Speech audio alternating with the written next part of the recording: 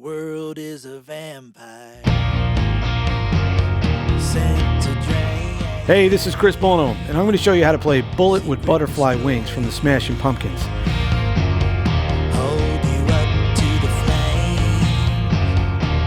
What do I get? This tune is off a double record. It's off the first disc from a record called Melancholy and the Infinite Sadness.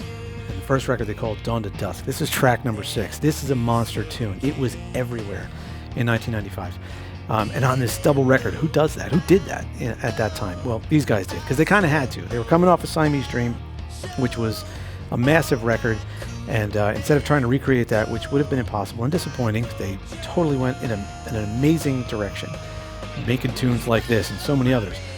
But Bullet has got so much classic Pumpkins going on in there.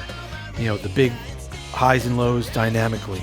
The guitar layering, all these brilliant parts from Billy and James. We're going to check out everything that Billy and James played all over this. So all kinds of cool rhythm stuff to check out, soloing stuff, some really unconventional ways of coming at things. You know, there's going to be a wah solo in here, arpeggiated parts with effects. I'll talk about how to set that up as well as playing what's going on. And I'll be pointing out some arranging things, some typical Billy things, you know, such as his fascination with odd number sequences and the number 3, playing parts like that, even, you know, separating chord progression movements by thirds, minor thirds. I wanna change. And what do you got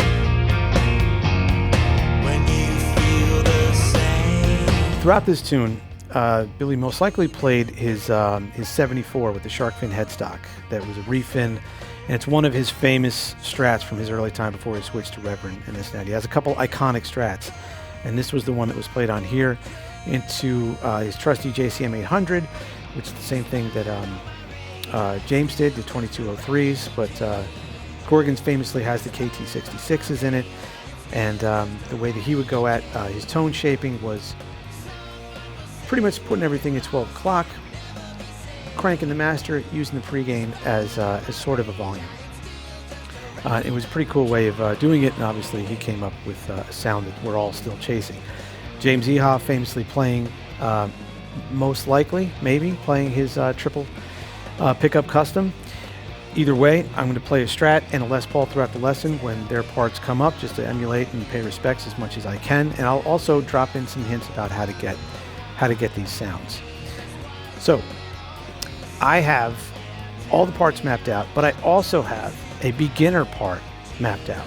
So if you're just starting out, you too can play this song. Don't be intimidated by it. I'm going to walk you through it and give you some very playable ways to be able to do this no matter what level you are at.